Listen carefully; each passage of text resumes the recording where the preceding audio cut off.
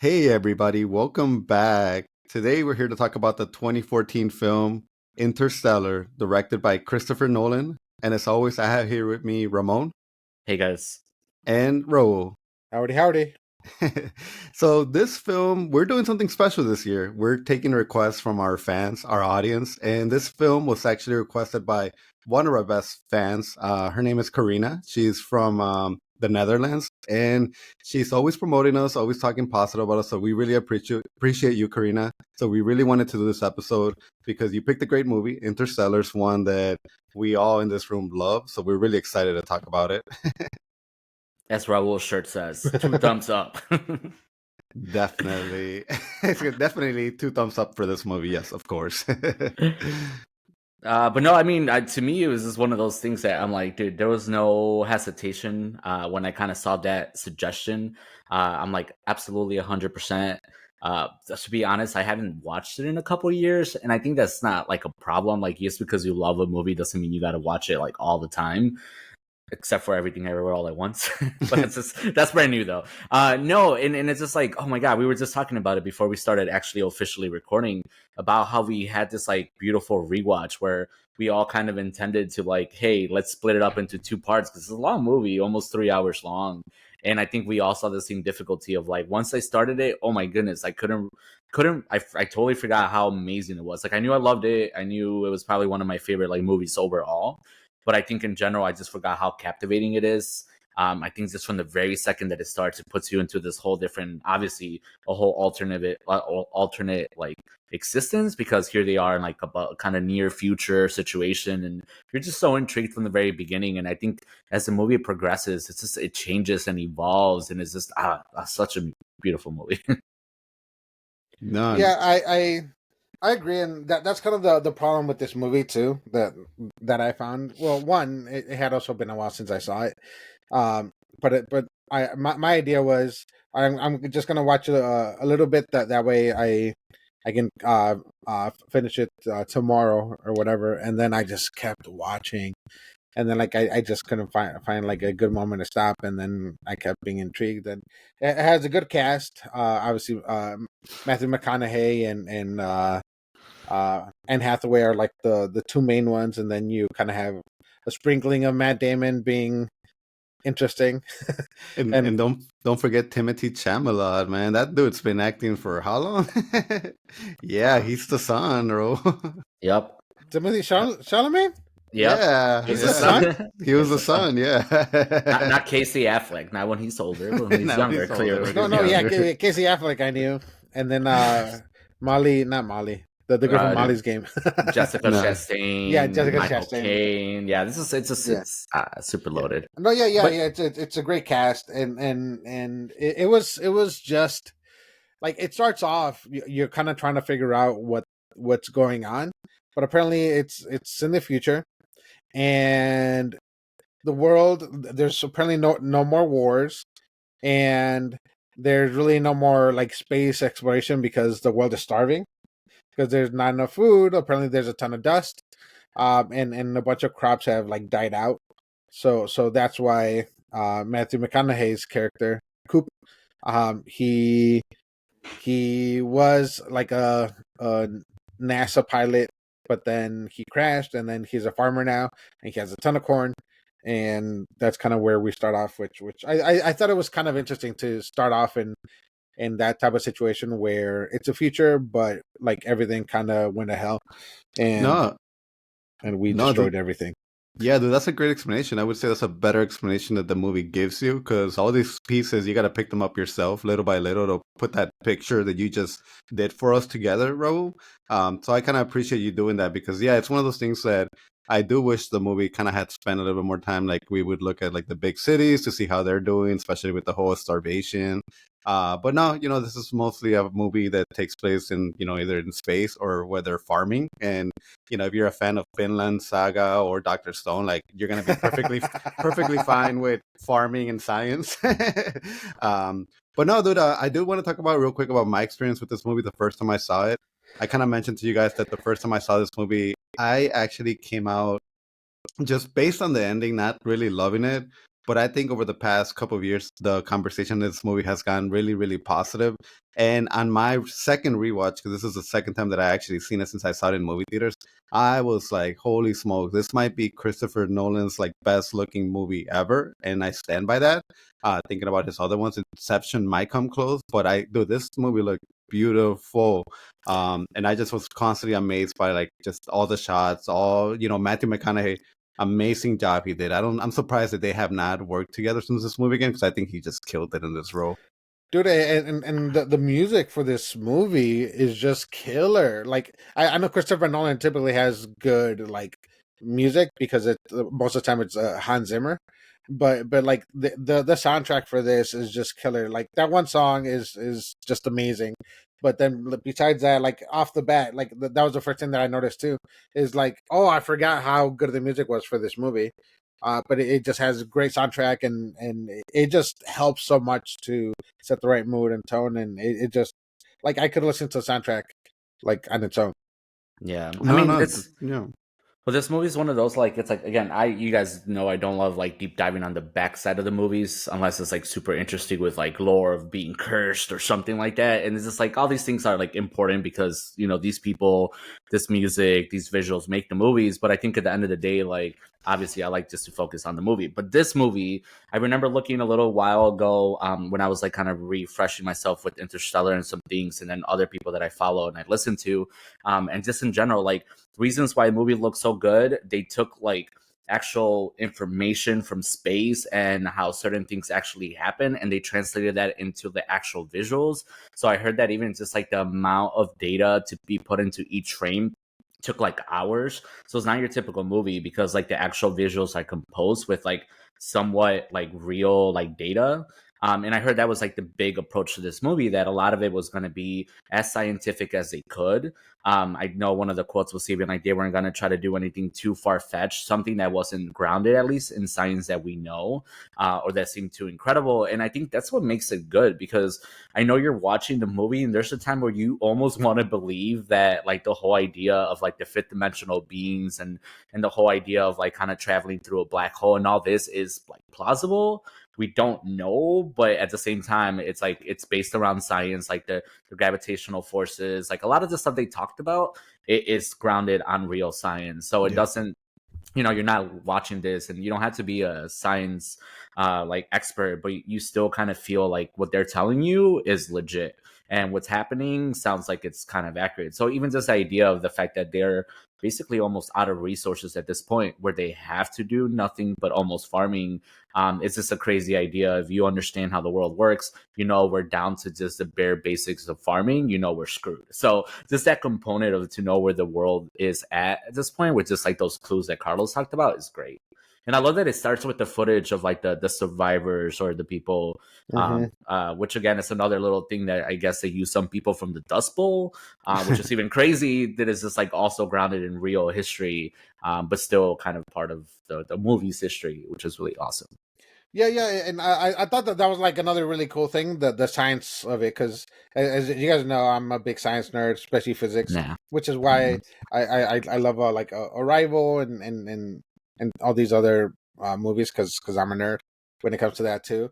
But yeah, like a lot of what they use here, like totally makes sense, like with the science, and then we can get into that if we get to that. But No, yeah, no, like that yeah, especially when they're in that planet that's close to the black hole, that totally makes sense. And no, that was I awesome. have a very small suggestion with the science and everything that I will discuss at the end of the video that I think would make this movie almost a more of a perfect movie, and I would put it like two movies higher on Christopher Nolan's filmography if they had made this change. But I'll talk to you guys about that when we get to it.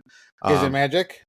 no, It's like screw no, science, magic. no, and I'm not talking about changing this whole idea of like love and you can find the person by love. I don't mean that at all. Like keep the love part of it in it, because I'm a romantic. I kind of want to believe in that. Yeah, that's why I'm so excited to talk about this movie, because again, there's just so many different subplots. So I don't know, man, but however you want to start it, because I just I have a question. So, yes. what did you guys think of that moment when Murph got in trouble for the book because now they teach that that might be the moon landings didn't happen for real. We might as well start the conversation with the movie there, but yeah, that was freaking crazy. I know. Because even like I know us here in the U.S. like it's not like it's not. I think even to this day it's like they're still saying like that happened, right? Like we're all like that happened. Like nobody's coming out and saying like, oh yeah, we really faked it. But I don't know. I feel like the facts could be there, but I don't know if we'll ever know the truth. I think it's funny because it is a reflection. This movie was made, like 10 years ago almost now? I guess 10 years basically now.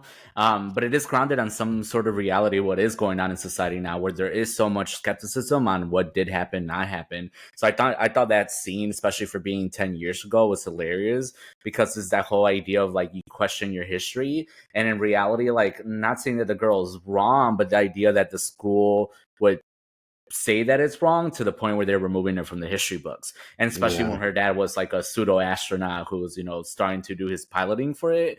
It's just such a crazy idea. And it's kind of funny because it's kind of scary with the politics here right now that it could potentially lead to that. Not necessarily with like space exploration and moon landings, but just with general history, right? Like who populated the United States first, who did this, and it's a topic that we're gonna have to deal with. So maybe we'll have to deal with that, or you guys with your kids later on when they're like, "Hey, I just heard that this person didn't really exist," and you're like, "What? Shut that up."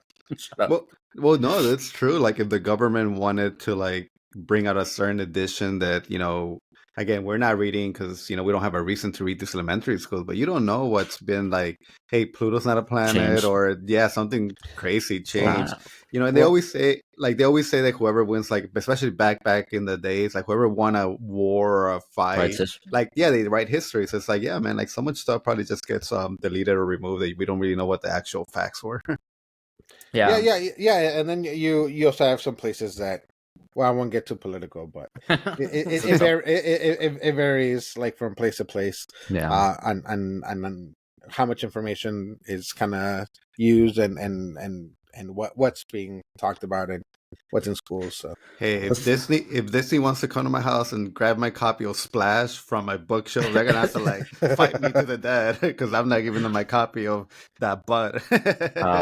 Or George Lucas, where Han Solo shoots first. Yeah. The Lion King has the Scar scene, the marching scene, where it's in red background and all the hyenas are doing a gesture that I can't do. Also, no, but I mean, to your point, Ro, like I think it's a great point to start because the movie right away, besides finding out that they're like in a global crisis with the whole thing with the crops and everything. Obviously, the movie right away from the beginning wants you to know the relationship between Matthew McConaughey and his kids, right? Like that's clearly what we're here for as like one of the main topics, which is crazy because without like that story, the movie just wouldn't be what it is. But they want you to know just how close Matthew McConaughey is with his kids. He has obviously Timothy, I forget his name, Tom. So close. Tom, who is like it's a smart kid, right? But at this point, they're grading on a curve because there could only be one person that goes to a university. Everybody else, they want to be farmers, so therefore they're like stopping him from like achieving his potential. So luckily, he says that he does want to be a farmer like his dad. But at the same time, like he has like he even like later on when he's like Casey or not Casey after, but one of the videos when he's like talking to Matthew McConaughey in space, he tells him I graduated second and the teacher was still giving me C's, and that's just I was on purpose, right? Because they don't want him to go to university, they want him to be a farmer to be able to continue that. And then of course you have Murph, who obviously is one of the most significant characters in the movie, but you find out that like daddy's girl, absolutely super smart, very connected to not only like her intellect, but then also the dad's intellect. And I love that. I mean, especially you guys being parents, like I watched this movie and I'm like, shit, like I missed that part of it. Like I really wish I could connect even more, but you feel it like as a viewer, no matter who you are, like that he loves his kids. Yeah, his kids love him back, and not only that he has very witty, like very smart kids that obviously have a lot of potential. So great way to start. Yeah, dude, and as we see Tom like later in the future as Casey Affleck, it almost like it does make you feel like his character just became so like jaded. Almost jaded, upset. This idea that hey, maybe I should have fought to be number one. Maybe I could have done something different. Like I don't think at any point when we see his future self, he's happy that he's a farmer, and that's what I get from it. He's just like seems like, dude, like what happened to you? You had greatness in you, now you just seems like a totally a nobody. It's crazy. Yeah, Yeah, and that's the thing too, that he was a good farmer, and towards the end you saw that he had to burn like a third of his crop because like the blight had hit the corn too. And then you kind of saw kind of like denial in him a too. lot of the time. Yeah, so if that's him and he knew how to farm, he grew up farming, and imagine how everyone else kind of is in this world, that because they even said the like nobody's really like becoming like engineers and stuff like that because it's There's no becoming need. a caretaker society. And then and that was one of Matthew McConaughey's biggest issues, is that Yeah, like that people were meant to be explorers and such. That's but I don't so know. scary. Yeah. But that's what I liked about his character, like Tom's character, the sons, is that he's kind of the one. Okay, so you had Murph, who was dealing with all the emotional suffering because she was clearly freaking broken, that her dad abandoned her and he had to go do this mission, and she didn't care in a sense because she was young. So in her mind, it was only like, you abandoned me, you're off to do this, and then also you just found out you possibly might not return, or might not return like next year, that it might be years. That's devastating, right? That was definitely appealing to like your emotions, your feelings, and all that stuff. But I think with Tom's like the way that he's supposed to make you feel, like I think that's the more depressing one, because especially when you start seeing the videos, right, of him like that he's sending to Matthew McConaughey in space, or Cooper in space, you start getting the whole like, oh, here's our first son, like, Jesse or whatever, like, well, my wife wouldn't let me name it after you because it's too soon. And then like the next video is like, oh, grandpa passed away, we buried him next to mom and Jesse, so he had already lost his first kid within that second recording, within like seconds of you hearing the first recording of him having a kid, right? Dude, The kid I you didn't, meet, I didn't catch that. I did yeah, not yeah, Oh catch no, that. because the first one was yeah, like when I graduated like second in my class and all that stuff, and then I met this the girl. I think she girl. might be the one, and then you have the baby. He's like, The, Jesse. yeah, and the wife or whatever, and then he's like, oh, grandpa died last week, and we buried him next to Jesse and mom.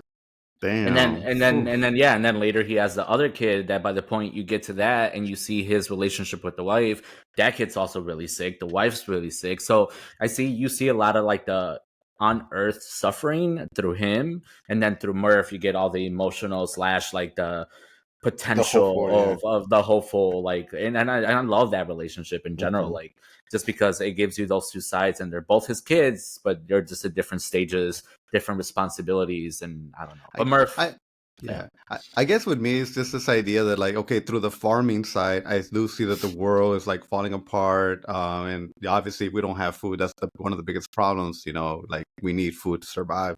But I wish I would have gotten some shots of like, hey, this is what Lake Michigan used to look like, and now there's no lake, or just different shots of the world, so I could firmly understand that this world is just going to hell. Like there is really no reason for us, like there's no cure for it, and this is why Matthew McConaughey's character has to go to space, because if he doesn't find us another planet, like this planet is just completely doomed. And I guess I just never really see that because as far as I know, they're farming, but there's really no violence going around in that town they live in. There's nobody like looting. They're still playing like baseball. The schools are still kind of running, even though they're not running the way they should be. So that's just kind of like my one criticism. I guess I wish I would have seen more of the destruction on the planet, what's happening.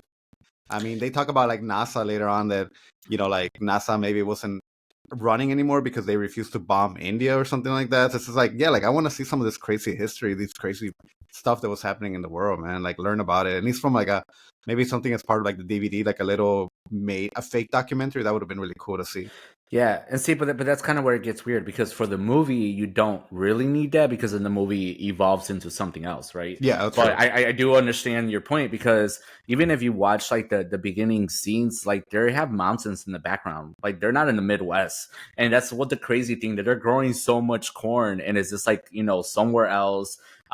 We don't know where it's at. Like I'm still trying to figure out. I think it was in the 2060s where the movie would be taking place, but just even that whole idea of like, yes, like you've been stuck to your only most or like most important like job is farming, you know the world is effed, right?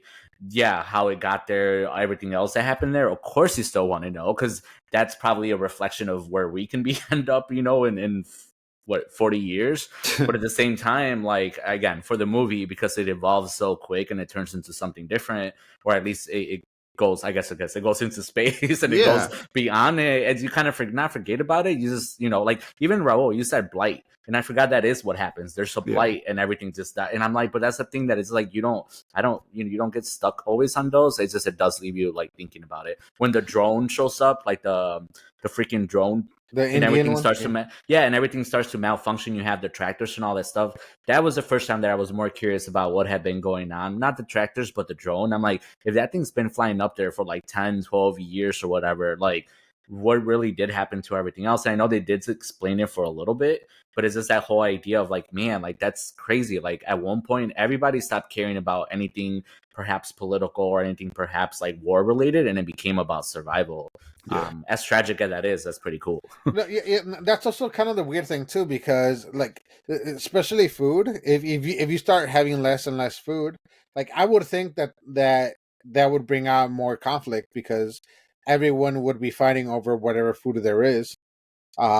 Because like scarcity creates conflict, in general. So that part was kind of surprising to me as well. But it could have also been like a more political thing, because this world is in a different place where I don't know, it's just different people No, that they did progress socially, but not scientifically. no, and to Ramon's point, like this movie, the reason why we want to go see it is because we are here to take on this journey of going into outer space. And I think, for this being a 3 hour, almost 3 hour movie, I think within the first hour, you're already in space. Like, the hour Yeah. passes and you're already spending the next hour and 45 minutes in space. So, like, we don't spend a lot of time in the planet Earth, but, in reality, that's not what we're here for. We're here to go into space and get into trouble and explore and like see all this craziness about how you go to sleep for 2 years and you just hopeful that you'll wake up without anything going wrong. It's Yeah, I crazy. know. My last to your point, Carlos, is just even the idea knowing that they're in the United States. Can you imagine other countries? Like, maybe they are gone by now, because imagine a country where their resources are not farming, right? Like, where they don't know how to grow certain types of things, or maybe corn Or at this point is super not like, mountainous country, or or super mountainous. Well, even though in this scenario they made it count, but it was still, you still had like fields. But yeah, Yeah. like that, like people in islands, right? Like, of course you have like very rich soil and stuff like that, but you can't necessarily grow things like corn and stuff like that. So it lots is of really it. interesting. But yeah, or lots of it. But it is really interesting to kind of think about the idea of what else is going on the planet. But again, the point that that they're gonna have to go into outer space to try to save it just goes to point give you like that idea that is just so messed up. I mean, there's a But reason. There's a reason why Mark Zuckerberg's building a bunker in Hawaii, underground. So, well, stop. Hawaii is terrifying, man. You're still in an island in the middle of like nothing. Like, think in the about middle of that. Like, water. you're just in the middle of water, man. Like, yeah, you might be in a bunker, but you might be underwater, like freaking miles underwater after like some earthquake or something. And then, yeah, well, what good is that bunker? Like, maybe live for another 30 years. Maybe he has a little submarine. Who knows? But, but yeah, then the next big thing is the whole thing about the ghost, right? Like, that was my next favorite part, because I Yeah. remember first watching it for the first time. I'm like, a ghost? Like, or the idea that there is something, maybe not a ghost, but the fact that those things were happening in freaking Murphy's room, that like the books were falling off, that things were breaking. And I just remember watching it the first time still and being really intrigued at that moment, because I'm like, wait a minute, what type of movie am I watching? Like, the earth has gone to shit, but now there's still ghosts, like, or there's something like paranormal. Like, I don't know, especially around watching it this time around. How did you guys like that you already knew that it was ultimately going to be her dad? Like, where you already like, oh, I know what that is, and you're kind of just waiting for everything to happen, and you're just like, there's Matthew McConaughey behind the bookshelf, like. Yeah. I mean, Ro, I don't know if you want to go first, because I definitely want to. Yeah. So with that, like, I had forgotten about it, or about the ghost, or like how they did it. So when they brought it up, because I had only seen the movie once before, and it wasn't in theaters. I don't think it was in theaters. I kind of wish I would have seen it in theaters. But yeah, like when they brought up the ghost, like I didn't put it together. at first because it was like at the table, and then they went up, and then you saw the books on the ground. Like, oh yeah, the bookshelf, and it's gonna be Matthew McConaughey doing that or whatever. And then I was kind of like seeing it again to see the relevance of like why they did it this way, and it was cool because like the binary and the Morse code and the different things like that Cool. that they use. So Yeah. So I mean, smart. so Yeah. I mean, you kind of like you're talking about it now, so I'm gonna go ahead and say like my big problem with this movie. And when I first saw it my first time, I sort of did reject this whole idea of him going into the black hole and being behind the bookshelf, and he's the one like helping her out. Like I rejected it.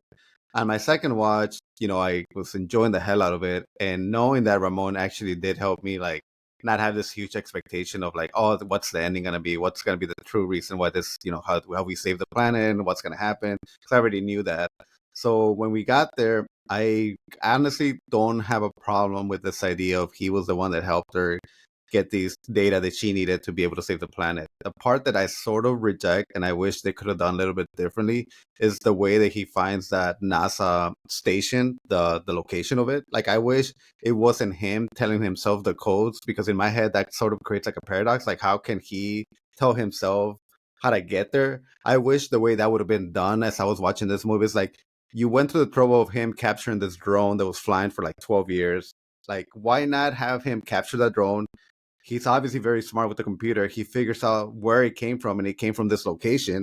So then he goes with his daughter, like to go see where this drone was able to launch from, and that's how he finds the NASA location.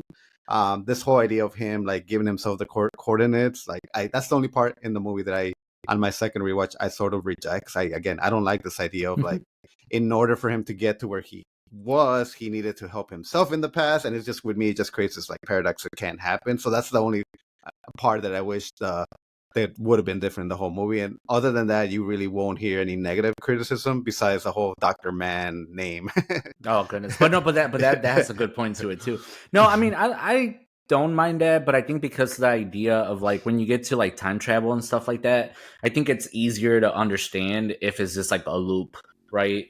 If it's Matthew McConaughey telling himself because he's already experienced it and he already knows, and it's just like an ongoing idea.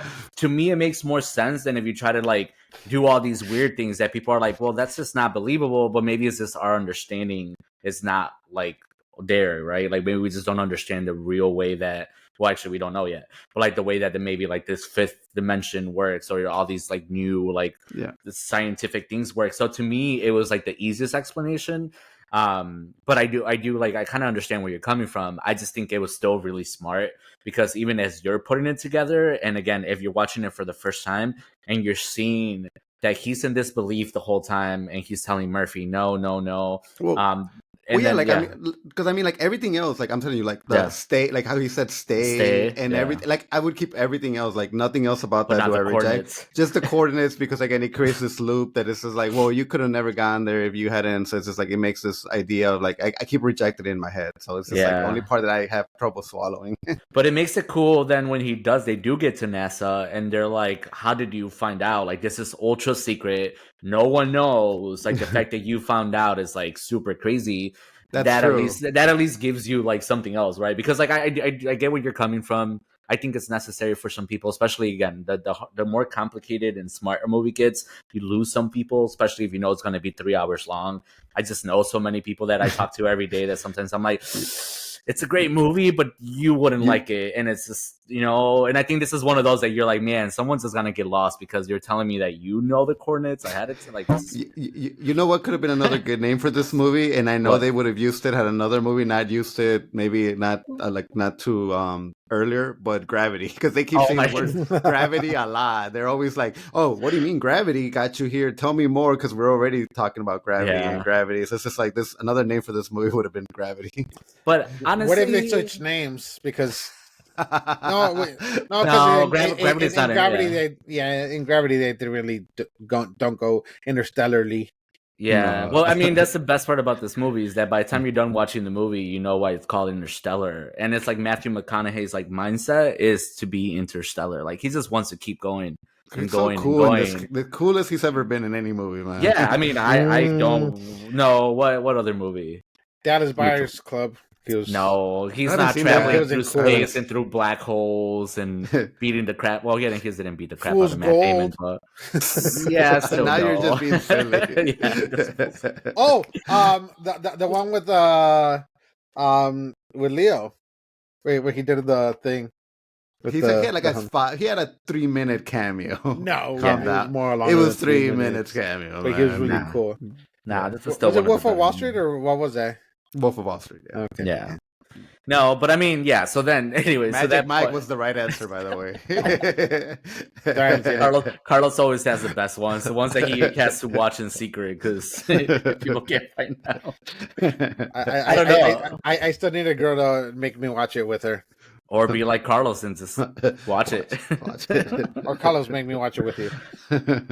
I mean, there's nothing wrong with it. I haven't watched No. the second or third or however many there are. It's just the first one out of getting out So of let's the just say way. he's always playing a handsome old cowboy in both films. That's a good thing he's good at. And whiskey commercials. Oh, yeah. Another Bill Murray of Make It Santori time, but it's wait, he does what? Wild Wild Turkey? Wild Yeah. Turkey, yeah, I love Wild Turkey. Okay, wait, I'll last take your one. He also does a good Lincoln lawyer. Oh, yeah. And Oh selling yeah, those yeah, Lincoln yeah, cars. I forgot the movie. Yeah, And he sells the Lincoln cars. Yeah. yes, All right, yes, he that's does. Okay. All right, Matthew McConaughey, we love you, man. We love you. All right. No, but I think like the NASA thing is also really cool too, because then you start finding out a little bit more about what's actually going on. To find out that at the end it's all like kind of like not fake, but it's all a sham, as like freaking Jessica Chastain Murphy calls it. I think it's cool, right? Because I even wanted to believe in freaking the doctor, right? Because like he was saying the whole idea how he had the plan A, the plan B. You start really understanding that, okay, cool, NASA's been on top of it. So therefore they're gonna do something about it. And yeah, here it is, like Matthew McConaughey, like coincidentally walking into the perfect job for him. That the whole idea of like predestiny, like you were saying, Carlos, like again, just makes sense to me. Like that's why I don't have a problem with the freaking location. Is because the idea is like that job was specifically for him, right? Because they said it's like you're the only one with experience, you're the only one that has the real like pilot, like physical piloting and all this stuff. Everyone else has only been in simulations, everyone else hasn't really done any of this. But just that whole idea that from the beginning of him walking into NASA, he's invested because he's smart enough. He knows that they're in a crisis. So there's no like, oh, should I not? And it makes you kind of sad because at the same time, that's his duty, right? Like, but that's when you start really thinking about like, okay, he's gonna leave his kids behind. He's not even thinking about it. Yes, he loves them. He wants to come back. In his mind, his job is gonna be like, get out there, come back, right? But then little by little, they start breaking up the whole thing of like, it's gonna take months to years, and then there's the whole idea of like, gravitational force hindering time and all that relationship. And it's just like, I don't know, I think at that point the movie gets, like I said, it enters another phase of just how crazy it's gonna get, because now you're dealing with like physics and freaking other things that just are way beyond like our normal spectrum of just like thinking about. Like we just don't think about those things every day. It's crazy. do. Yeah, for what reason, Raul? For what reason? Because I listen to the podcasts and, okay, there you and go. other stuff like that, and it's So- cool. I mean, I do follow a lot of like astrophysicists, but that's only because, again, I just like finding out about space. I'm waiting for aliens, but that's a whole different story. So who was the fifth dimensional aliens helping us out? Is that ever really clear? Is it us? Dumb. So Is it us? It's us, right? Yeah. So in the Yeah. movie, they say that it's us in the future.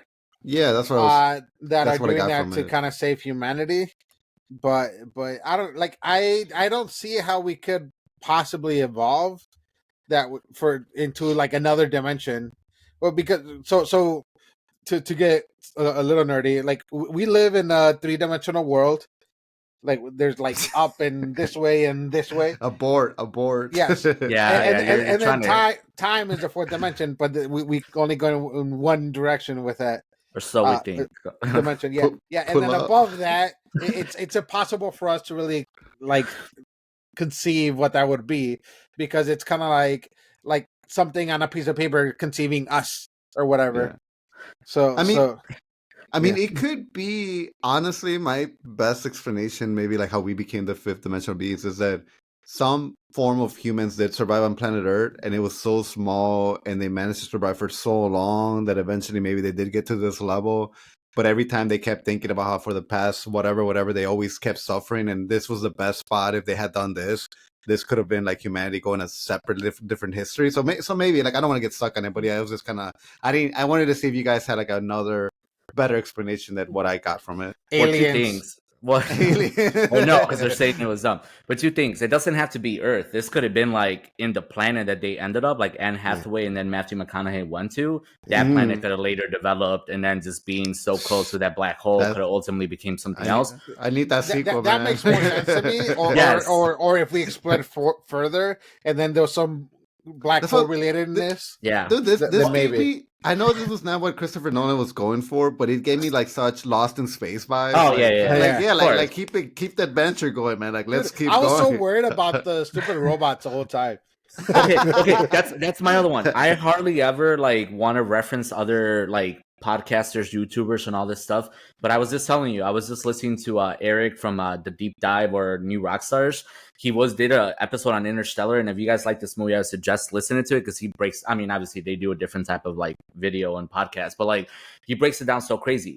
One of his theories was that it's actually the robots that led to the fifth dimensional, like that there are the fifth dimensional beings. Oh, I could see that. Because then if you look at that they became sentient, or that they continued and their AI only expanded, and that the Tesseract, you know how the Tesseract, like where he's in that field, how it's just like grids. It's geometrical because the robots are geometrical, and it's like a simple like. And so, anyways, this was the whole thing, and I would suggest definitely go listen to him because obviously he could explain it a lot better. But at least because you brought it up, the whole idea of like who else could have been the fifth dimensional beings. That's cool. That's a cool idea too because well, both TARS and the other one like definitely became such.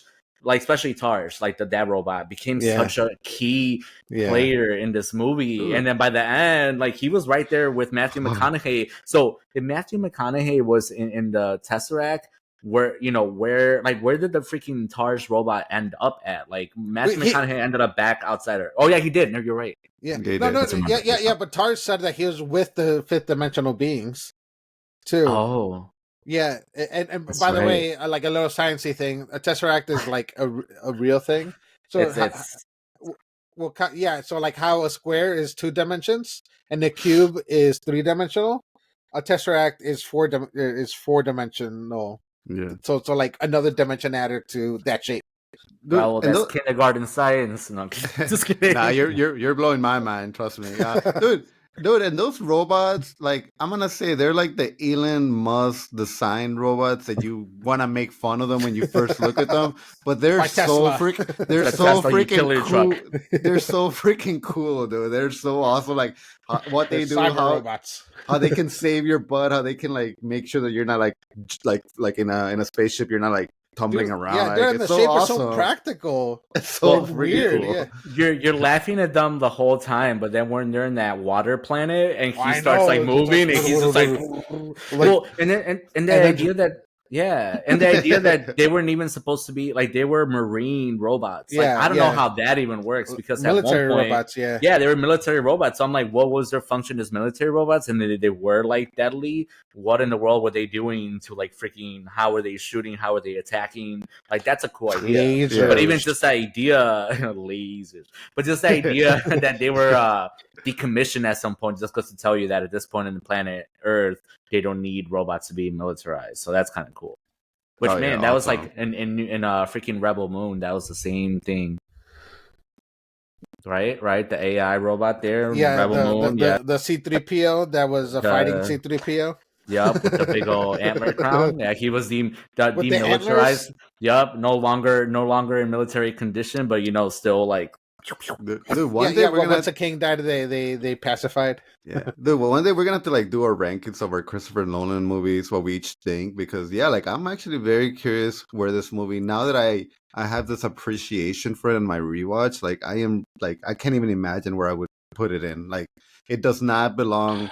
Like in the very last, but Christopher Nolan, man, this guy's just oh my god, like thank God we got him for another 40, hopefully 40, 50 years. Yeah. I mean, But this movie to me is still want to be one of my favorites because we still haven't even got into a lot of the other like main things too, Oh right? my Then you God. start dealing when you start meeting like the team, right? The team that's going to space. You have Anne Hathaway and the two other guys. I guess the Wow. the whole interaction that he already figures out. Well, I mean, what like I don't care. No, I'm kidding. Just the whole idea that like even Matthew McConaughey right from the beginning catches on to the fact that she is like romantically invested in one of the scientists that did the first expedition was crazy. The Lazarus thing. Yeah. Yeah, well, the Lazarus Project, yeah, which is another like they said it in the movie. We don't need to re-explain it, but it's such a cool thing that it's supposed to be like rebirth and you know someone will be Which brought back to life. But which is kind it's of funny because true. it just reminded me of the Lazarus Pit from Batman, and it's like that's the name. That's the name of the freaking. That's why it's named the Lazarus Pit. That makes sense. There's a horrible, scary movie called this Lazarus something, and it's the same idea of just being reborn and zombies. with and I'm just like, Olivia Wilde. oh yeah, that's right. Huh. Yeah. Mhm. Anyways, yeah, no. I mean, but it's like, yeah. So then that idea too that they're like going back to go check on the first group of like people that went out there to explore. Right? They all went to a different planet, and they were supposed to be transmitting and signaling back. And you had like Dr. Mann who kept on giving the most consistent signals. Other people who were like giving recent signals and all this stuff. And it's like I think that was a whole nother big part of the journey was just that whole idea of here they are now they got to go into hibernation, they got to be like gone for months to like do the slingshot around Saturn and all that good stuff, and then traveling through that black hole was insane, right? Because The wormhole, which is the different than black hole. wormhole, yes, that's right, wormhole. And just that whole idea too, and then just even how they explain it too, because it's not the first time they explain it with a piece of paper folded in half, but just that whole idea is just so beautiful, like to be watching a movie and you're following like this fantastical story, but at the same time, there's just so many things that you're like, man, is that really what the universe is about? That's just a Kleenex. Just blow your nose with it, bro. And scissors. Oh, bro, what are you doing? I don't even know. know. He's making those I'm little. demonstrating it. He's making those little guys that hold hands once you're done cutting them. No, I'm showing that like if you have a paper and then you have 2 points and then you fold the paper, then you can poke through it. Yeah. Sicko. No, yeah. And the cool thing too about the wormhole is that they also mentioned that somebody placed it there, like from the beginning. Oh yeah. Like that was a thing, and then they even brought up like the gravitational anomalies and stuff like that. So like they were under like no misconception that like it naturally appeared. Like they knew somebody put the wormhole there for them to go, and they sent in probes, and they sent in several people for the Lazarus project, but they only got 3 signals, and that was from that insane gravity planet with the waves, and then the Dr. Mann, and then the other one that had the most promising information, but Dr. Mann was the only one that was still transmitting signals. Yeah. From there. Yeah. Which I mean, again, that's another whole crazy part too, because then that leads to that. Well, the first planet they go to is the one with the water, right? Yeah. Dude, How that was crazy so is that? cool. I didn't even think about how that could be possible, but it totally makes sense. The whole space time and the whole idea of just how it's so flexed that at that point when they arrived there, she might have just have died at that point. And they're like that whole like that wave, remember? Because like the first wave that they see is like kind of going away from them. And then like I think you see like the wreckage and stuff like that too. Like dude, just to know. And then obviously Anne Hathaway like breaks down at a point when she's talking about it. She's like, she literally could have just been alive like minutes ago. It's such a crazy concept, but also like Matthew McConaughey in the back of his mind is like, fuck, like I gotta get back because every like hour we're here it's like 7 years, and then everything goes freaking crazy and stupid because they don't even realize it's water. Like and Hathaway thought it was mountains. Yeah. I don't like how she became obsessed with the data on the planet because, had you been smart enough to just pull away, like you would have came to the realization that it's not a good planet. So it just kind of sucks. Because then we lose that one guy that also was with them. Don't forget about him. We lost him right away. I don't even know what his name is. From Westworld. Doyle. Yeah, Doyle. Yeah, so I only know him because man. Matthew McConaughey's like, what about Doyle? Like, and then obviously he's like clearly making her trying to understand that she did a bad call, but it's inexperience, right? Because she's ever done is simulations, and again had no clue how this would go in like real time. But I don't know. I mean, she also has an ulterior motive. Like, and Matthew McConaughey wants to get back to his family, wants to save the world. She wants to reconnect with her like ex-lover, and at the same time, like obviously also save the world. But also she still on the idea that this might be the best opportunity is to get there. And, oh, we never even mentioned the whole idea that their plan B, I guess, is to repopulate with all those embryos and everything that they have already like freeze-dried and ready like just to populate. And the system that they talk about how they're gonna populate is crazy.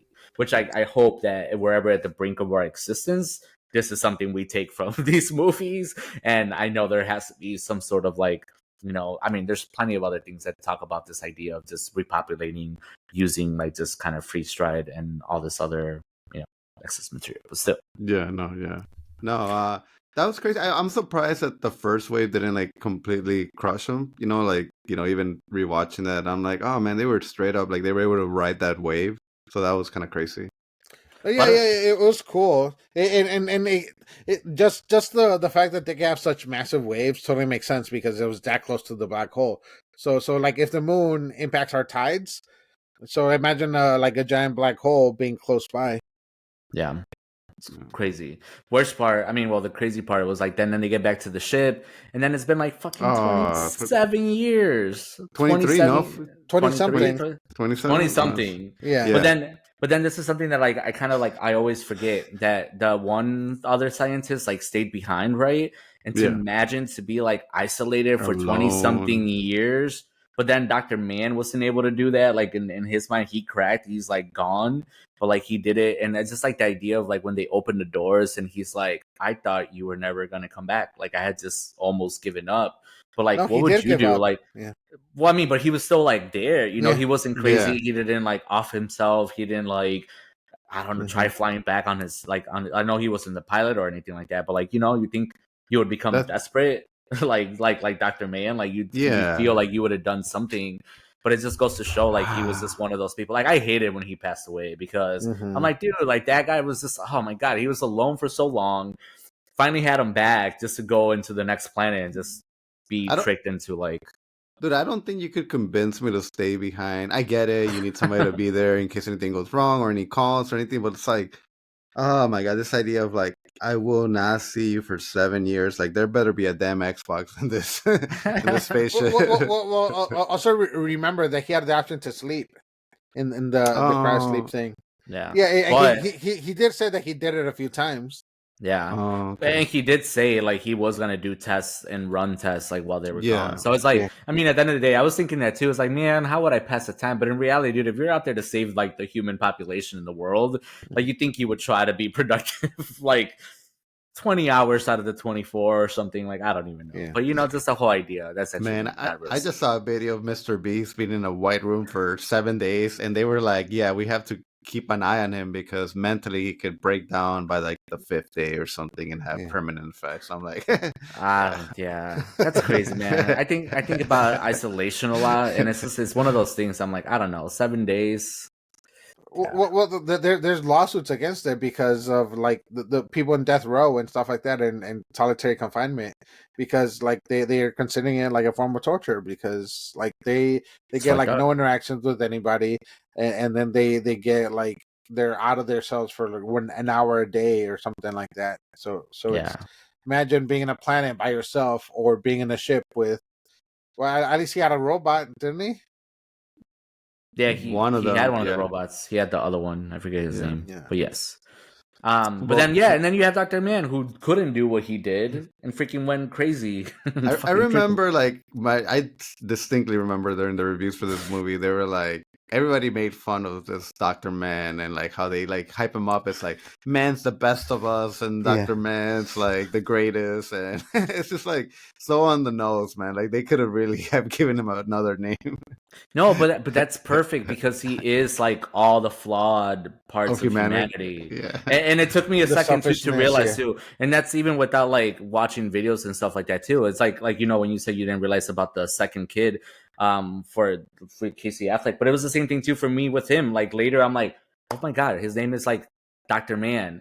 And like he's legitimately the worst of them all. Like he was supposed to be the best of them, but he's the worst of them all. And I think in reality, like you get to that planet. I also forgot it was Matt Damon, and I should know, but obviously you forget. There's also The Martian, that movie out there too, which is the same It's ironic, thing. yeah. And so in my head, I think I was like thinking about The Martian, but in reality, it was freaking this movie.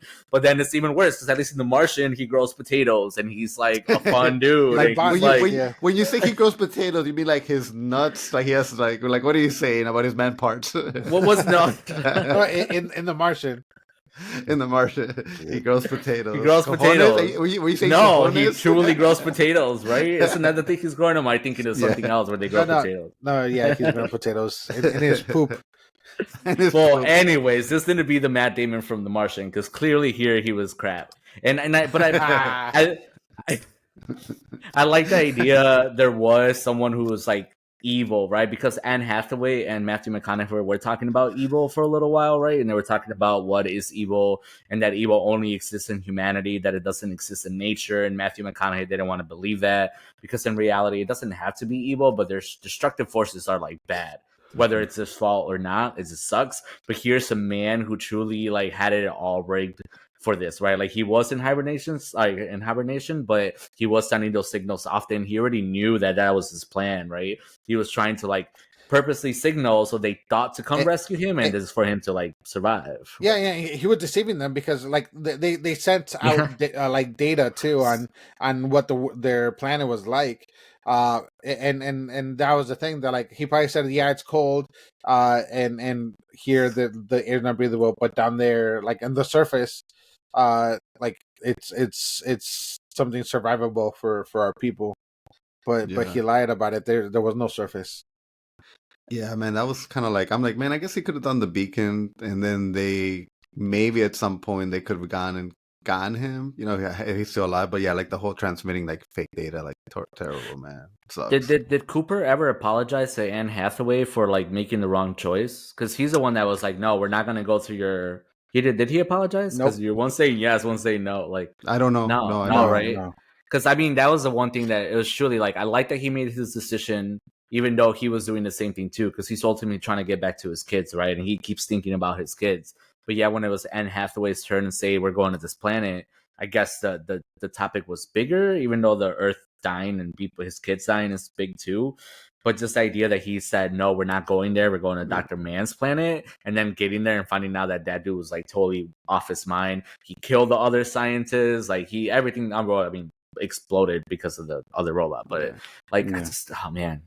Yeah, when he was talking to Anne, like that's when Anne gave him like my favorite speech about love, and you know, maybe it's love that we should trust. And Ro, if you ever get lost, I'll find you. My man. I know you. Thank you. And if I don't find you, I'll do a salt burn on your grave. No, that's okay. Yeah. You don't have to. You're gonna be dead. It doesn't even matter as long as it doesn't do it to you. That's all that matters. I would prefer it. I would prefer that you not do that. That you not do a salt burn. That's funny. Well, this was the part where the Tarsh robot kind of like did a good thing, or I mean, he's been doing good things, right? But he kind of like disabled the freaking engagement function for the thing because then Matt Damon freaking ran off. Yeah, he ran off with the freaking like one of the Rangers, and then he gets up there and then he can't engage and. That was a fun thing to watch that because you wanted him to obviously not make it, and you wanted him to not like run away with the whole freaking station. But that idea of like how Matthew like it's like we gotta catch the space station like that's so awesome. Especially that's kind of where like you have like a human pilot pays off. Because like a robot wouldn't have said that, like the robot would have been like, all right, it's gone, it's no more. Nah, it's our against, yeah. So they wouldn't have even considered that as an option, but Matthew McConaughey would because he wants to get back. Yeah, and I'm a dummy, and I even understood this whole idea of like matches speed, and I'm like, yeah, like if you match it perfectly, it would be like, and then like Anne straight up like did pass away. She's like, ooh. I don't know. I mean, I've been in a like G4 simulator. Oh, yeah. I don't know. Yes, in Disney Epcot, they used to have a G4 simulator. They stopped running it because it killed a couple people, or maybe one person died. Because it is like I don't forget how many G forces. Like, I think it was like maybe it's like 2.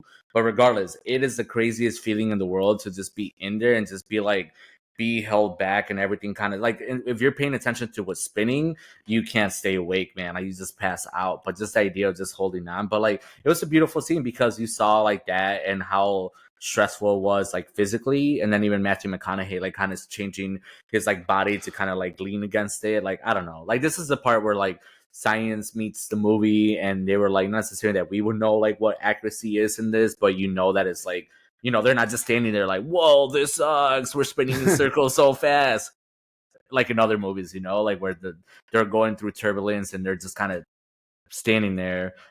This was actually really, really realistic. Or just the camera shaking, but they're like not really moving. Yeah, they're like, oh yeah, and then everything's like, dude, we're landing. Yeah. Dude, it's so crazy that it seems like we're almost gonna get to the ending of the movie, but I'm telling you, because I There's was so watching, much left. there's still like 45 minutes left at this point in the Yeah. movie. Not Yeah, that I'm no. counting. I'm just like I'm thinking like, oh, we're sounds like we're done. It's like, dude, there's still, and we might kind of like speed it up a little, but yeah, it's that part's awesome, man. I wish I was in the movie theater watching it all over again. I know, Yeah. yeah. Dude, and then the plan to get to the next planet or whatever. That was pretty crazy too, because like one of the things was like destroyed, like I think the Ranger, and then the plan was to like kind of use the few of all these other ones to project them like through the like outside of the black hole or whatever, and into the trajectory of the other thing, and they were gonna dump the one of them with TARS, so to see if TARS can get some readings on the black hole to help on the thing, because surprise, surprise, that's when the whole thing about the equation or the whole thing being false Yeah, came I out. like I like how in the beginning they established like, you know, let's not be 100% honest with us, and obviously that was her idea, and it backfires because then, you know, he does this plan without really telling her like what the real plan is. 95%. No, but I mean, but that's kind of cool to see though, because at least he's giving her the opportunity to go still to that planet, still fulfill her mission, still possibly see the love of her life, even though we knew that failed. But then also he kind of was still trying to get back to his family, and probably then one of the craziest scenes is where he does enter the black hole. Like just the whole idea and the like compared to the wormhole, like this was so much cooler in a sense of like the idea of like him traveling into it, everything's just kind of shifting so quick, and then all of a sudden it's just like blackness, and then not even like a spaceship anymore, it's just like him, and then you just hear his breathing and him like kind of like not struggling behind him maneuvering around like this empty space, and it's just like the whole idea of that, like it's insane. Like I don't know, and it's just for him to end up in that like Tesseract, like in that whole idea of just like this like multiple like kind of almost infinite possibilities of like time and idea. It was crazy to watch, and then even more to for you to realize that he was literally behind the bookshelf in that moment in an idea. Like it was just crazy. Mm-hmm. Yeah, man. No, yeah, and it was cool and kind of like existential kind of scene to have that whole thing happen, and then dude, it was so freaking emotional. To like I cried. I'll tell you that I cried because like seeing like him like calling out for Murph and other stuff, and then also kind of seeing how like Murph was at that point, because she was like did she knew there was a lie, and then she thought that her dad knew, and that he just abandoned her or whatever. So that whole thing was kind of hitting me kind of hard, and then he was like stay, like don't leave her. You know what was kind of weird for me? You know, when he finally gives her, or she figures out, like in the watch, it's like, you know, if you think about it, she was there because she was gonna help the brother's family, like pretty much escape the brother. So it was just kind of weird because Oh I'm like, dude, yeah, in this whole my mindset, if I was like helping my like this family escape, I would be like, okay, we gotta get the things. Like I wouldn't be thinking like, oh, this is the perfect moment for me to try to solve like the most important problem in the history of any problem in our planet. And it's just like, it's so funny that that's when it comes together. And then when Casey actually makes it to the house. Like she just gives him like a It's big just- hug, even I though you know. were just trying to like steal her family. Like her family was just like, what the Dude, hell do you think? Like, and I'm surprised he. I'm surprised he didn't like shoot her in the on the spot. punch her in the face and then been like, what? Like, it's like, I don't give a fuck. Dad's been gone for years. Like, shut the fuck up. Like, You're Dude, crazy. there's a famine, and she just burned a huge chunk of. yeah, yeah. Oh my god. But I yeah. mean, we know at what point they are right now. Like, stuff is like beyond Yeah. repair. I mean, she knows the reality. But no, I mean that goes to the whole idea of like that it's definitely love. That's kind of like the I guess not the fifth element, but like the sixth element in this equation of there's something else that in that moment is why she slowed down in that room. Because I thought it was weird too. Like she goes back into the room and then she just kind of slows down and it's all like, yeah, memories, things, stuff, and it's just like, but the idea, I mean, the idea that he put the Morse code like formula into the watch was genius. Like I just remember, like even when I first, like even in the rewatch, first watching the watch and watching it like tick, I forgot about that part, and then once you get to that part, you're like, holy crap, yeah, that's right. And then again, just that whole idea that she finally has the equation to make the whole gravitational thing work, which ultimately leads to those like space stations that they live in later in the future.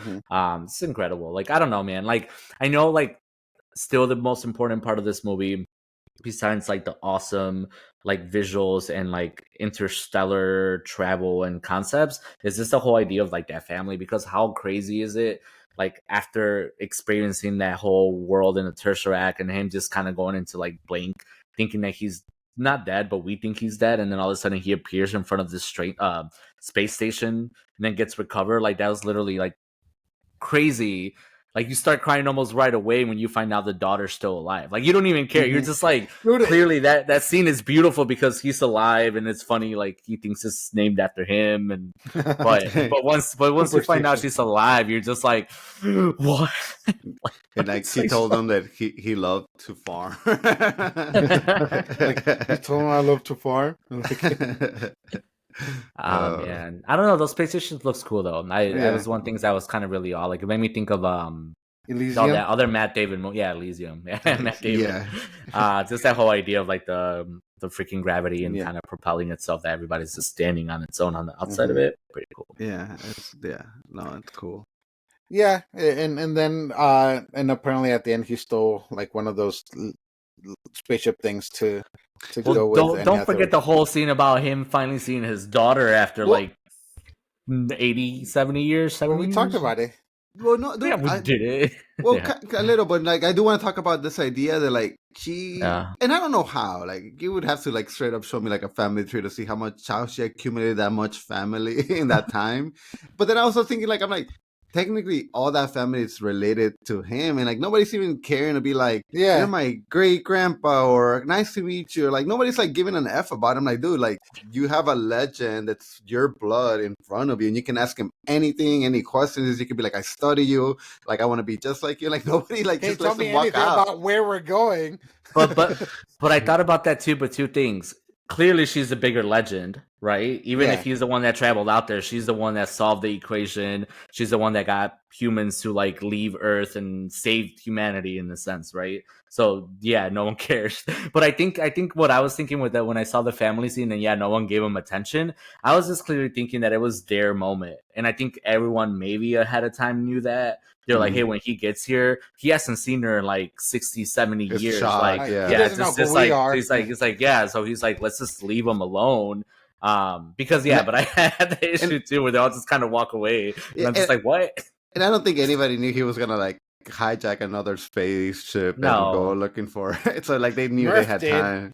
I didn't even know because I, in my mind, what was he gonna do? Like stay there and take care of his daughter, you know? But she did say it. It's like, now I have my family, I have my own kids to take care of me. You go do you. I didn't even think it was gonna be a possibility that he was gonna go back to Anne Hathaway. Like Dude. I just. Dude, I thought she was gonna say like go be with your grandkids or whatever, but instead he said go find or go be with the I forgot Anne Hathaway's name. But yeah, she said like go with Anne Hathaway, and then after that's when he left, and then he hijacked the ship. Yeah. That's what I mean. I'm ready for part 2, man. Like, let me see. Let it get crazy weird after that. Yeah. It would be a different movie for sure. Yeah. I don't know, man. It's this movie stuff. Like, I definitely feel like we didn't do it justice, not in a bad way. It's just because that's just like we could be sitting here talking for a whole another hour and then really start getting with other things. But clearly, to me, is just it's a movie that is very emotional, very like about humanity and about human interactions, and obviously family and all this other stuff. In But I think at the end space, of in survival. well, yeah, and survival. But then you have that idea of like, yeah, what do we do when it comes to survival? And it's not just like survival in a small scale, survival in a grand scale, to the point where it becomes interstellar. Like our efforts become interstellar, and it's just like I don't know, man. I do love this movie for those reasons because it's things that it's so close to home where like we are gonna get to a point and not our necessarily our lifetimes, but maybe like our kids or future kids, like our grandchildren, where it's gonna become harder to be in this planet coexisting. And so it's like we already know that there's already space exploration. We're already looking for some of those things. And to me, this movie is just like the perfect thing to like put into your head of being like, these are possibilities, not necessarily the science of it and how it would work, but it's possibilities. And to me, that's always cool because we might not live to see it, but at least we saw Interstellar, right? So it's like I'm just gonna cross my fingers. It's like it just happened like Interstellar. We live in space stations in the future. It's all good. Playing baseball. I mean, if you guys have Apple TV, I would highly recommend the show For All Mankind. It's almost like an alternative history of where the U.S. went all in on space travel, and it is so crazy to see like where we could have been in the 90s, where we could have been in the early 2000s had we gotten all in on space travel. It's really cool to see that. Yeah, maybe I will. Yeah. And then I also want to thank, like obviously this was a request from Karina, and I really want to thank her because I don't think if we would have done a Christopher Nolan, I don't think this would have been on top of the list of the first movies to talk about. Inception but I am probably would have been my first choice. But I'm super glad because like I had such a blast watching and talking about it with you guys. So I'm really grateful for that. Any last sayings, before we go? I already said mine. Great movie. I just, man, all right, I just wish we had a whole nother hour. All right. There you go. All right, I'll talk to you guys later. Bye.